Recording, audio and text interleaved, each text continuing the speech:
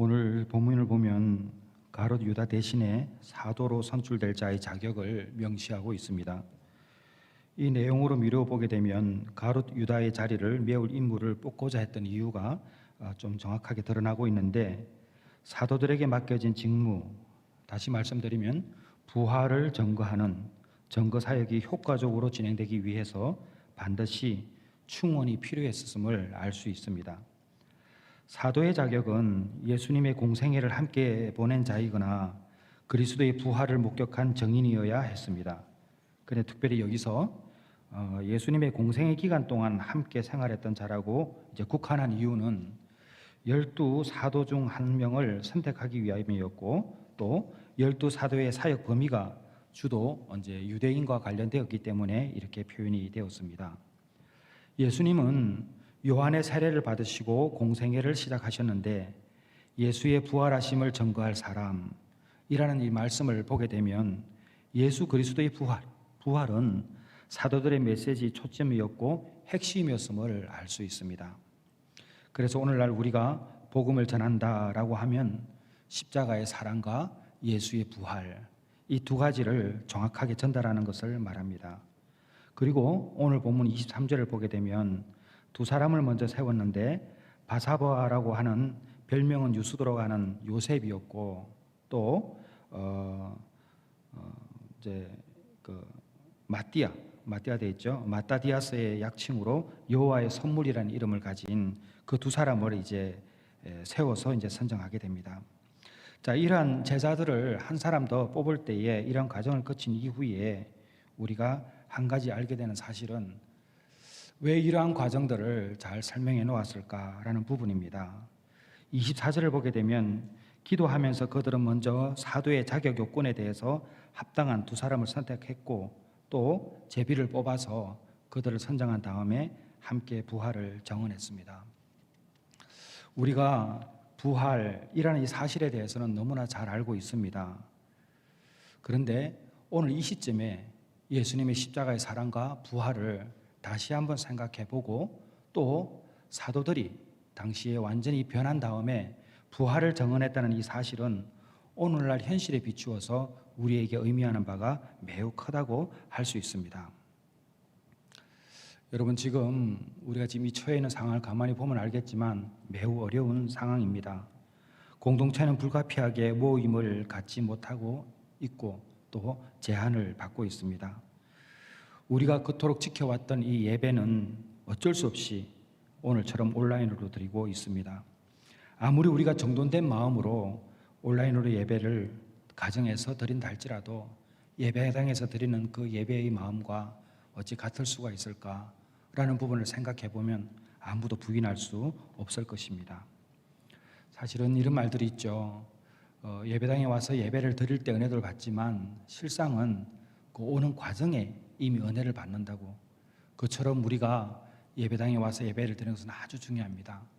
그러나 현실적으로 처해 있는 이 상황을 우리가 또 인정해야 하기 때문에 어디에 있든 신령과 진정으로 예배 드린다라는 것을 잊지 마시기를 바랍니다. 어려움이 있을 때에 그 어려움을 해소하는 방법이 있습니다. 그것은 저는 잊혀진 가방이라는 영화, 제자 오카넴이라는 영화, 이런 작품들을 만들어가면서 알게 되었는데요. 가장 어려울 때 그것을 탈출할 수 있는, 이겨낼 수 있는 방법은 처음으로 돌아가는 것입니다.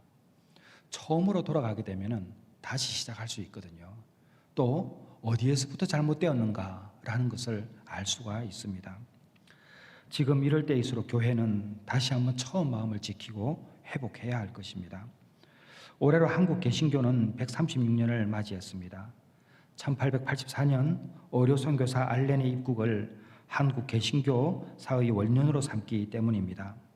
그동안 한국 교회는 현대 선교 역사의 기적이라고 할 만큼의 경이로운 성장을 이루어왔습니다. 같은 아시아권인 중국의 경우는 1907년 로버트 모리슨의 선교로 시작하여 27년간 불과 3명의 결신자를 얻었고, 태국은 30년간의 선교로 단 2명의 세례를 받았을 뿐입니다. 그러나 한국 개신교는 복음을 들고 받은 지 30년이 안 되어 이미 노회를 조직했고 총회를 설립하기도 했으며 일본과 시베리아, 중국 등에 선교사를 파송하기도 했습니다. 사사로니에서는 순교라는 영화를 만들 때에 해삼이 연해주라고 그러죠. 지금 우리가 이제 블라디보스톡이라고 하는데 그곳에 일제 강점기 때에 선교사가 파송된 것을 추적하고 그분의 순교지를 찾는 일들을 해 보았습니다. 잊혀진 순교자라는 김형학이라는 목사님이신데요. 이분의 삶을 돌아보게 되면 한국 기독교의 초기 역사가 얼마나 강력하게 복음을 전했고 성도를 사랑했으며 하나님을 기쁘시게 하기 위해서 노력했는가를 알 수 있습니다. 여러분도 아시다시피 그때도 한국교회는 너무나 어려움에 처해 있었습니다. 일제강점기의 시기를 보내고 있었기 때문에 그 누구의 도움도 기대할 수 없었고 독립운동과 더불어서 예수의 복음, 십자가의 사랑과 부활을 전하는 이러한 놀라운 일들은 그때에도 강력하게 일어나고 있었습니다. 제가 조금 전에 말씀드렸던 1933년에 순교했던 감리교 목회자 김명학이라는 목사님은 독립운동을 했던 동시에 우리나라 최초로 목회자로서 해외로 파송되어 나가서 복음을 전했던 분입니다. 국내에 있을 때도 강원도에 양양교회라고 있는데 그곳에 담임이면서 3.1 만세 운동을 주도했고 그 때문에 투옥 생활을 하기도 했지요. 그러다가 점점 일제강점기 때에 복음을 전하는 것이 어렵고 독립운동을 하는 것이 참으로 쉽지 않았기 때문에 이제는 해외로 가게 돼서 그곳에서 독립운동을 하고자 하는 목적에 따라 움직이게 되었습니다. 그래서 그분이 갔던 곳이 조금 전에 말씀드렸던 오늘날의 블라디보스톡 그곳이었습니다.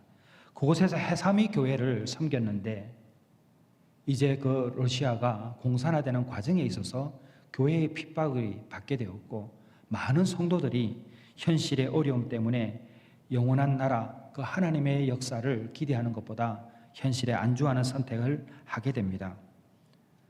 그래서 많은 사람들이 교회를 떠나게 됩니다. 그런데 남아있는 사람이 있었고 선교사들도 많은 그 핍박 가운데 그 지역을 떠났지만 김형학 목사님은 끝까지 남아 있었습니다. 그리고 남아 있으면서도 어쩔 수 없이 가족들은 밑으로 내려보냈지만 이분이 편지를 하나 쓰게 됩니다. 어떤 편지를 쓰게 되냐면 이미 그분은 그곳에서 이제는 죽을 수밖에 없는 상황이라는 것을 인지하고 가족에게 유서와 같은 편지를 보내는데 이렇게 씁니다. 사랑하는 원정은, 이 원정이라는 것은 사모님 이름입니다. 안원정이라고. 지금 종교교회라고 있죠. 거기에서 전도사 생활도 하셨던 분인데 저는 개인적으로 이제 영화를 만들기 때문에 이 역사를 너무나 잘 알고 있습니다. 사랑하는 원정은 주님을 사랑하는 줄 압니다. 범사에 주님께 의탁하고 생활과 관련해서는 양 목사, 그때 감리교 총리사가 양주사 목사님이었는데 양주사와 의논하여서 구차한 것을 인내하시오. 나는 죽은 사람으로 생각하고 지내면 좋을 것이요. 이미 죽음을 각오하고 남아있는 성도들을 위해서 예배하고 성경을 가르쳤습니다. 동시에 복음을 전했죠. 그는 그렇게 떠났고 그곳에서 잡힌 이후에 이제 재판을 거쳐서 시베리아 쪽에 유배를 당합니다. 그리고 한국 교회의 역사에서는 사라졌습니다. 감리교회에서 이 순교자를 잊혀진 이후에 그래도 이 노력을 계속 찾고자 노력을 했던 몇 분이 있었고 제가 블라디보스톡에 가서 선교사들과 함께 여러 가지 대화를 나누는 중에 문화 선교와 관련 발제를 하던 과정에 이분의 손자를 만나게 되었습니다. 그리고 이제 역사를 추적하기 시작을 했죠. 그리고 그분이 순교한 곳을 찾아내었는데 북극 초입이라고 할 수 있는 영하 45도, 저도 그 추위에 그곳에 가서 촬영을 했습니다마는 정말 추웠습니다. 그곳에서 이분은 순교했습니다. 1933년도에. 그래서 저희들은 그 순교지를 찾아내고 논문을 고쳐 쓰고 이제 드디어 우리가 2해 전에 용인 순교자 기념관에 이제 이분의 이름을 등재하는 일까지 이루었습니다. 제가 이분을 여러분에게 설명하는 이유는 일제강점기 때에 그렇게 어려웠던 세월에 한국 기독교는 그 복음의 가치를 온전히 지켰고 하나님 사랑과 성도 사랑 그리고 이웃 사랑에 대해서 살아왔습니다. 목회자가 배교할 수 없었기 때문에 성도가 배교해서 그 양식, 그 식권을, 그 배급권을 찾아내가지고 목사님에게 가주어져 주는 그 일화는 제가 참 그 사실을 들었을 때에 얼마나 놀랐는지를 모릅니다. 사랑하는 성도 여러분, 일제강점기라 하지만 그것이 그렇게 오래된 일도 아닙니다. 우리가 10년, 20년, 30년 이렇게 이야기하다 보면 50년, 100년 되면 오래되었다 생각을 하는데 눈 깜짝할 사이에 10년이 지나갑니다. 눈 깜짝할 사이에 30년이 지나갑니다. 우리 시대의 일제강점기를 경험했던 어른들이 얼마나 많이 계십니까? 한국교회는 그 시대의 소중한 믿음의 유산들을 지금도 고스란히 가져오고 있습니다. 그런데 이들이 왜 이렇게 살 수 있었을까? 그 당시에 예수 믿는 사람들은 핍박이 있었음에도 불구하고 어떻게 복음의 가치를 지키고 견디어내고 하나님께서 기뻐하시는 삶이라고 모두가 인정할 수 있는 그 삶을 살아낼 수 있었을까? 그것은 다른 것이 아니라 오늘 우리가 읽었던 그 본문처럼 부활의 정인이 되어야 한다는 것을 알았기 때문입니다. 우리는 십자가의 사랑에 대해서는 수없이 들어봤고 우리가 또 정확히 알고 있습니다. 그런데 여러분이 예수의 부활을 증언할 그 사람이라는 것은 한 번이라도 생각해 보셨습니까? 사도들은 오늘 본문의 대로 예수의 부활하심을 증언한 사람들이었습니다. 예수의 부활은 완성이거든요. 십자가의 사랑, 모든 이 공생에 있었던 예수님의 생애는 그 마지막을 보여주시기 위한 과정이었습니다. 예수님께서 부활하셨기 때문에 우리가 오늘날 자유를 누리고 영원한 나라를 그리워하면서 살아가는 것 아니겠습니까? 근데 우리가 부활을 생각하고 배우고 알매도 불구하고 그것을 믿음으로 확정하지 못하는 이유가 무엇 때문인가? 그것은 바로 죽음과 연관되어 있기 때문입니다. 죽음이라는 것은 아무도 가보지 않은 곳이기 때문에 누구나 생각만 하고 경험하지 못했습니다. 그래서 죽음에 대해서는 많은 생각들을 하죠. 인간은 결코 도달하지 못하는 곳이 있는데 그것이 바로 죽음입니다. 제가 올해 1월 달에도 인도 바라나시를 다녀왔습니다. 제 생애 인도 바라나시는 2번을 다녀왔는데 인도 바라나시에 가게 되면 힌두교의 의례에 따라서 이제 곧 숨을 거둘 수 있는 이런 사람들이 평생의 소원을 이루기 위해서 겐지스 강으로 오게 됩니다. 그리고 그곳에서 숨을 거두면 그들의 율법에 따라서 24시간 내에 화장을 해야 되는데 24시간 전에 살았던 사람이 바로 화장이 되면서 연기가 되어 사라집니다. 저는 그 화장하는 그 자리에서 그 모습을 바라보면서 제 마음에 울려 퍼지는 한 가지의 깨달음이 있었는데 인생이 아무것도 아니구나 라는 것을 그때 다시 한번 확인했습니다. 불과 24시간 전에 세상의 번민과 고민, 걱정, 근심, 기쁨, 소망, 희망 모든 것을 가지고 살았던 그 한 사람이 죽음을 맞이하고 24시간이 되기 채 가기도 전에 연기가 되어서 사라졌습니다. 물론 그들이 바라는 그 구원은 다시 태어나지 않는 것이고 그것을 알므로 그들이 그렇게 사라져갔는데 그리고 그것을 믿기 때문에 그들은 거기에 와서 종교 행위를 하고 우리가 말할 수 없는 그 진리, 우리가 인정하지 않는 그들의 진리를 따라서 그들은 죽어간 것입니다. 그런데 참 신기한 것이 있죠. 세상의 모든 세상 사람들이 말하는 종교는 찾아가야 하는데 유일하게 찾아온 종교, 유일한 종교, 우리 예수님은 스스로 오지 않았습니까? 그렇기 때문에 예수의 부활이라는 것은 단순한 의미가 아니라 우리의 주인이 바뀌는 모든 틀을 바꿔놓는 그런 놀라운 이야기입니다. 그래서 죽음에 대한 인식을 바로 하는 사람이 인생의 마무리도 잘할 뿐만 아니라 살아가는 과정도 다른 사람과 다릅니다. 어느 날 물고기가 물었습니다. 엄마, 바다라고 하는 것은 뭐야? 글쎄, 바다가 있기는 한 모양인데 그걸 본 물고기들은 모두 사라졌다는구나. 물고기가 바다를 나오면 그 순간 자기가 살던 바다를 보는데 그 물고기는 죽게 됩니다. 물고기가 바다를 볼 수 있는 상태, 그것이 바로 죽음이죠. 그래서 우리가 하나님의 말씀을 보면 죽음과 가까이 할 수밖에 없죠. 왜? 부활하신 예수님을 생각해야 하니까. 그러니까 우리가 살아서는 죽음을 경험하지 못하지만 우리가 믿음으로 죽음은 경험할 수가 있습니다. 바울이 말했던 죽음, 매일매일 죽는 그 죽음이 무엇인지 여러분 한번 생각해 본 일이 있으십니까? 작년에 만났던 이어령 교수님은 저에게 현대는 죽음이 죽어버렸다라고 말씀을 하셨습니다. 저는 그 말씀을 듣는 순간 제 머리가 쿵 하면서 한번 어디에 맞는 느낌이 들었습니다. 맞다. 죽음이 죽어버렸구나. 이 세상이 왜 이리 타락해가고 교회가 왜 이리 어려워지고 세상 사람들보다도 못하다는 이야기를 들어가며 살아야 하는가. 어쩌면 죽음과 가장 가까이 있어야 될 교회가 죽음이 죽어버렸구나. 예수님께서 공생의 기간 동안에 우리에게 가르쳐 주셨던 것, 예수님이 마지막까지 죽음과 부활을 가르쳐 주셨던 것을 잊어버렸구나. 그렇기 때문에 우리가 이렇게밖에 될 수 없는 거구나 라는 것을 알 수 있었습니다.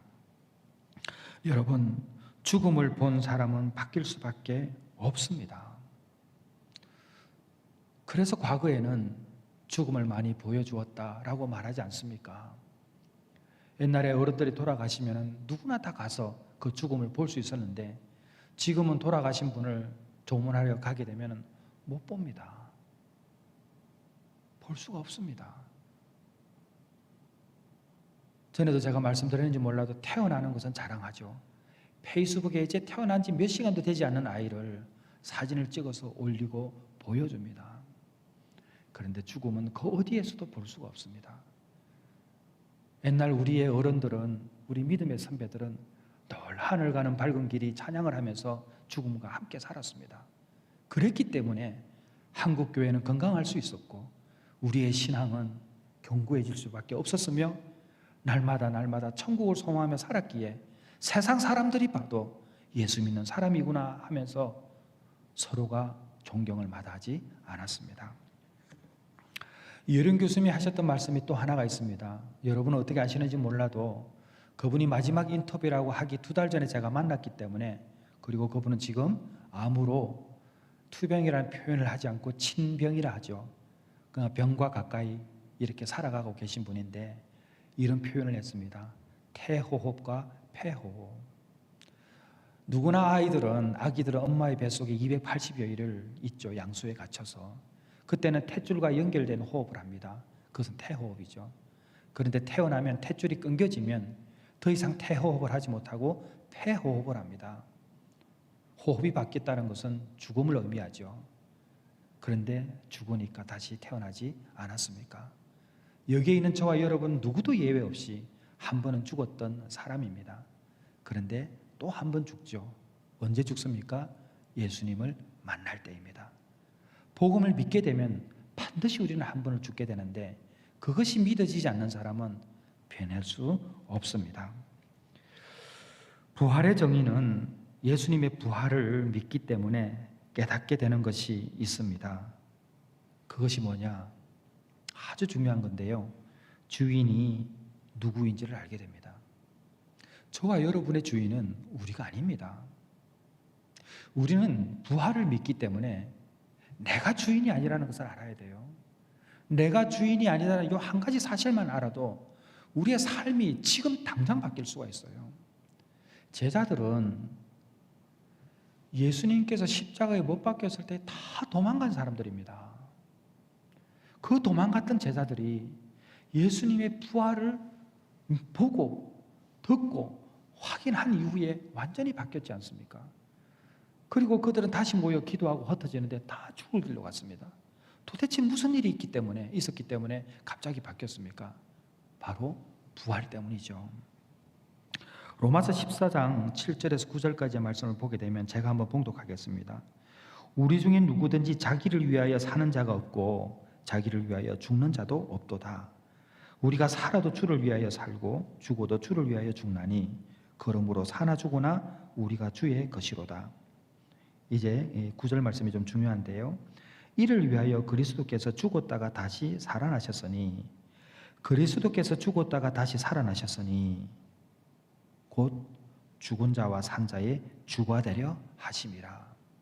예수님께서 죽었다가 다시 살아나신 이유는 죽은 자와 산 자의 주인이 되기 위함이라고 그대로 기록되어 있습니다. 제가 일반 목회는 아니지만 중독 사역을 하고 있으면서 참 하나 중요한 것을 이번에 깨달았습니다. 제가 언젠가 여기 와서 설교할 때도 예로 든 거 있는데 한 번 더 들어보겠습니다. 영국에 존이라는 한 청년이 있었습니다. 제가 영국 버밍엄에 가서 촬영을 할 때에 들었던 이야기고, 그분을 직접 보지는 못했지만 제가 중독이라는 영화를 만들 때에 그분의 삶을 다시 재조명했는데, 이분이 어려서부터 마약을 하고 알코올, 술을 마시고 도둑질을 하면서 살았습니다.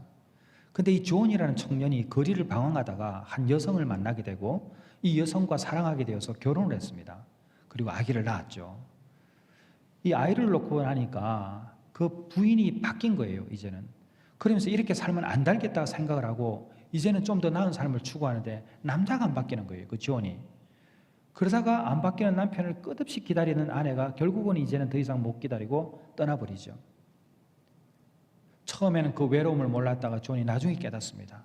그래서 아내가 어디 사는지는 몰라도 거리에서 만났으니까 스페인에 산다는 것만 알고 영국에서 스페인까지 걸어간 거예요. 걸어가면서 도둑질을 하고 약을 하고 술을 마시고 도둑질하고 그런 거듭된 삶을 하면서 스페인까지 가서 베텔이라는 공동체를 만나게 됩니다. 이 베텔은 먹여주고 재워주고 씻어주면서 중독자들을 회복시켜주는 기관이었어요. 그곳에서 6개월 정도 이제 바른 생활하면서 살아갔는데, 왜? 거기가 마지막이니까. 근데 존이 거기서 좀 이렇게 변화된 인생들이 이제 사람들이 나타나기 시작했어요. 그때에 먼저 와서 중독에서 회복되었던 그 선임자가 이제 베텔리토라고 그러는데, 이분이 자동차 키를 주면서 30분 정도 떨어진 거리에 가서 이제 그 중독자들이 회복되는 그 프로그램 속에 땀을 흘리는 일들이 있습니다. 이제는 뭐 가드닝을 한다든지 뭐 가구수를 고친다든지 목공을 하는 일이라든지 뭐 이 건축을 하는 일이 여러 가지 일들이 있는데, 그 일을 해주고 받아야 될 돈이 있는데 당신이 가서 좀 받아오라 한 거예요. 그래서 존은 자동차 키와 함께 그 이제 부탁을 받고 가면서 생각을 한 거예요. 근데 가기 전에 이런 생각이 들었어요. 참 고맙다. 어떻게 나 같은 사람을 믿고 이런 일을 맡기는가, 이런 생각을 한 거죠. 근데 이분이 차를 타고 가면서 생각을 한 거예요. 아, 이 차를 팔아버려야 되겠구나. 그리고 약을 해야지. 이렇게 한 거예요. 근데 이분은 약을 낸 사람이기 때문에 약을 파는 사람을 알아요. 제가 몇 해 전에 과테말라에 가서 그 코스타 집회를 한 다음에 잠깐 그 도시를 이렇게 이제 잠깐 구경하고 있는데 지나가는 사람이 약을 팔더라고요. 근데 저는 딱 보면 알고 그 전에 알았죠. 저 사람 약 파는 사람이다. 근데 이 사람이 갑자기 다시 또 생각을 한 거예요. 아, 차를 팔지 말고 돈을 받고 오는 길에 차를 팔자. 그럼 더 이익이니까. 그렇게 하면서 이분이 돌아오면서 차를 팔려고 했는데 팔질 않아요. 그리고 돌아와서 자동차 키와 그 돈을 주면서 이런 말을 합니다. 나는 지금 내 생에 가장 큰 자긍심을 처음으로 느꼈다. 왜냐하면 당신이 나를 믿어줬기 때문에. 믿어줘서 고맙다라고 이야기하고 그분은 완전히 회복이 됩니다. 근데 한국에 또 한 사람의 청년이 있었습니다. 이 청년은 목회자의 조카예요. 이 이름으로 꼭 유명한 좀 잘 알려진 목회자의 조카인데, 이 청년이 또 알코올 중독에 빠진 거예요. 그래서 대전에 있는 한 알코올 그 치료할 수 있는 그곳에서 머물고 있었죠. 그리고 1년 동안 술을 하지 않습니다. 그리고 1년 동안 술을 하지 않고 너무나 기뻐서 1년 되었다는 그 말에 너무 기뻐서 달려가서 바로 어머니에게 전화를 한 거예요. 어머니 하니까 바로 전화기를 통해서 들려왔던 말이 있었습니다. 나는 너 같은 자식을 둔 적 없어. 이 한마디 듣고 이 청년은 바로 다시 술을 사서 마시고 다시 알코올 중독에 빠져들어갔습니다. 저는 예전에는 이 예화를 들으면서 설명을 할 때에 이렇게 표현을 했습니다. 중독에서 회복되려고 하면은 믿어줘야 합니다. 끝까지 믿어주셔야지 그들에게 다시 회복될 수 있습니다 라고 표현을 했는데, 제가 이번에 부활 그 증거라는 영화를 만들면서 명확하게 다시 하나 안 것이 있어요. 여러분 잘 들어보십시오. 스페인에서 봤던 그 존은 예수 그리스도를 믿고 난 이후에 자기 주인이 바뀐 거예요. 내가 주인이 아니라고 생각했기 때문에 자기가 추구하고 죄라고 인식되는 것은 육신의 요구이기 때문에 다 제거한 거예요. 그런데 한국의 이 청년은 아직도 자신이 주인이기 때문에 그 슬픈 감정이나 그 괴로운 심정 때문에 거기에 끌려가서 다시 술을 마신 겁니다. 여러분, 이게 결코 어려운 게 아니에요. 예수의 부활을 믿게 되면 주인이 바뀌는 것입니다. 주인이 바뀌면 내가 아닌데 내가 겪고 있는 고통과 괴로움과 슬픔과 이 모든 것들이 내 것이 아니잖아요. 그럼 그 믿음 가운데 이것을 이겨낼 수 있는 것 아닙니까? 제가 만난 사람 중에 지금 87차 항암을 진행 중인 천정은이라는 자매가 있는데 늘 저와 대화할 때 하는 말이 이거 암 아픈 것도 내 거 아니잖아요. 근데 이 깨달음이 없으면 어떻게 그 말이 간단히 그렇게 나오겠습니까? 사랑하는 성도 여러분, 부활의 정의는 예수를 전하는 사람입니다. 예수를 전할 때의 상황과 형편을 따지면 우리가 이 땅에서 어떻게 예수를 전할 수 있겠습니까? 예수를 믿는 많은 사람들이 자기에게 찾아오는 고통 때문에 하나님이 어디 계신가 라고 절망하는 분들이 너무나 많습니다. 평생을 예수님을 잘 믿다가도 질병에 걸리거나 사업이 어려워지거나 자신이 꿈꿔왔던 일이 무너져 내려버리면 하나님과의 관계가 불편해집니다. 아직도 내가 주인이기 때문에 나의 문제를 다른 것에서부터 찾는 거죠. 그러니까 해결되지 못하고 마지막 떠나는 사람들의 얼굴이 고통으로 일그러질 때가 많이 있습니다. 저도 병원으로 신방을 가서 이제 얼마 남지 않은 분들을 보면 얼굴이 평안한 분들이 있고 괴로운 분들이 있습니다. 그러나 쉽게 판단해서는 안 되죠. 그러나 제가 만났던 분 중에 일부는 여전히 하나님과 불편함에 있는 분들이 적지 않았습니다. 여러분, 부활의 정인이라 하면 나의 주인이 바뀌었다라는 것을 믿는 사람들이었습니다. 그런 분들이 예수를 전한 것이었습니다. 그 다음에 두 번째는 부활을 정의하는 사람, 부활의 정의는 진정한 공동체의 의미를 압니다. 저는 예전에 교회를 개척하면서 공동체에 대해서 깊이 생각을 못 해봤습니다. 교회 공동체는 형제와 자매라 이야기를 하고 얼마나 가까운 사람들입니까? 근데 이 공동체에 대한 생각들이 과거와 같지는 않습니다. 근데 초대교회의 교회 또 우리나라가 처음 복음을 듣고 받았던 그때는 공동체의 개념이 많이 달랐습니다. 지금처럼 옆에 누가 예배 드리는지 모르는 그런 공동체가 아니었습니다. 제가 작년에 2019년도죠. 6월 10일 날 로마로 갔습니다. 그때는 코로나가 터지기 이전이었기 때문에 촬영차 로마로 갔죠. 그래서 6월 10일 날 로마로 갔는데 6월 8일 날 제가 한 분의 죽음을 기록하기 위해서 남원 동광원이라는 곳으로 갔습니다. 남원 동광원이 어디냐 하면 여러분은 아마 손양훈 목사님의 애양원이라 하면 잘 아실 것입니다. 애양원은 손양훈 목사님이 설립하신 게 아니라 광주에 계신 분들은 잘 알겠지만 오방 최흥종이라는 목사님이 그것을 설립하셨습니다. 광주에 가면 오방로라고 이제 도로에 이름이 존재할 정도로 많이 존경을 받는 분이시죠. 그 오방 최흥종과 그 다음에 화순에서 있었던 이세종, 그 다음에 이세종의 제자라고 하는 맨발의 성자 이현필, 광주에 가면 고아들을 돌보았던 귀이론이라는 곳이 있는데 그것을 설립하신 분이시죠. 그 다음에 서서평이라고 하면 미국의 남장남교 선교사는 여러분 잘 아실 것입니다. 그분이 설립했던 이일 성경학교, 그분이 떠난 이후에 유화라는 선교사가 또 있었죠. 그래서 이 5명이 호남 영성의 5인방이라고 말할 정도로 깊은 영성을 가지고 계시던 분이십니다. 근데 이분들 중에서 이현필이라는 분이 동광원이라는 것을 설립을 했는데 남원에 그 흔적이 남아 있습니다. 근데 이 남원에 누가 돌아가셨냐면은 그 맨발의 성자라고 하는 그 이현필을 그분이 많이 힘들었을 때에 업고 다녔던 그 한 분의 장로님이 있는데 한영우라는 장로님이 6월 10일 날, 작년 6월 10일 날, 그러니까 정확히 말하면 6월 8일 날 토요일 오후에 돌아가셨습니다. 저는 그분을 잘 알기 때문에 소식을 듣자마자 남원으로 갔습니다. 남원 동강원은 산줄기에 들어있기 때문에 밤이 되면 금방 어둠이 찾아오고 사람이 없어서 많지 않아서 굉장히 무섭습니다. 근데 제가 그 방에 들어갔어요. 돌아가신 3시간 이후 제가 이제 들어갔거든요. 바로 내려갔기 때문에. 근데 3시간 전에 돌아가셨기 때문에 이분의 시신은 다른 곳에 이제 안치되어 있고 제가 그 방에 머물렀습니다. 그러면서 그분의 임종을 이렇게 보았던 분으로부터 기록을 하고 있었는데 그분이 잠시 나갔다 온다 하면서 그 새벽까지 돌아오지 않으신 거예요. 그래서 제가 그 방에 새벽까지 잠을 못 잤습니다.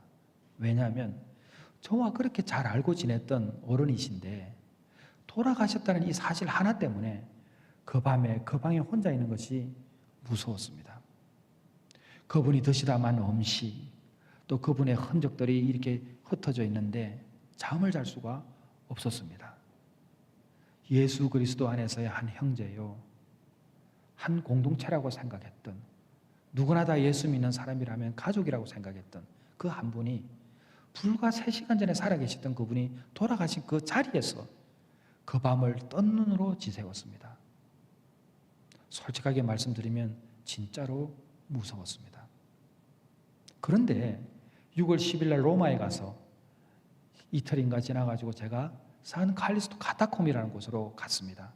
물론 촬영차 갔는데 그때 우리만 들어갈 수 있었고 많은 부분을 촬영하고 구경할 수 있었습니다. 그때 깨닫지 못하고 제가 근래에 다시 또 말씀을 묵상하면서 하나 알게 된 것이 바로 공동체인데, 여러분, 로마에 있는 카타콤은 로마의 핍박으로부터 피했던 사람들이 모여 있었던 곳이었고 그곳에서 그들은 예배하고 기도하고 찬양했습니다.